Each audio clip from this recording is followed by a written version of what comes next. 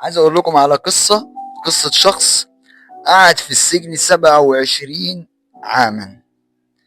قعد في السجن 27 سنة وما بطلش نضال، ما بطلش يدافع عن الحق، ما بطلش يدافع عن حاجات كتير.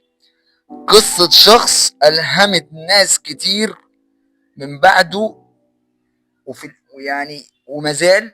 طبعا اللي بيقرأ عن الحاجات دي هيبقى عارف اللي انا بقوله ده. قصة الشخص ده غيرت التاريخ، غيرت التاريخ. تمام.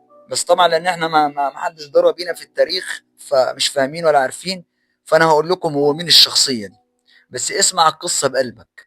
هعرفك ان الشخص ده عرف الناس اللي ظلموه وعملوا معاه كده ان فعلا في حاجة اسمها تسامح، وفي حاجة اسمها رحمة، وفي حاجة اسمها محبة، وفي حاجة اسمها عمل جماعي، في حاجات كتير ناقصانا. اقسم بالله حاجات كتير ناقصانا. احنا ناقصنا حاجات كتير، احنا ناقصنا حاجات كتير قوي عشان نبقى شعب متقدم، عشان نبقى شعب بنحب بعض. انتوا ما بتشوفوش احنا بره بنعمل في بعض ايه؟ احنا بنكره بعض قوي. شوفوا الباكستاني، الفلبيني، اي جنسية تانية كويسة مع بعض الا المصري. المصري معاها.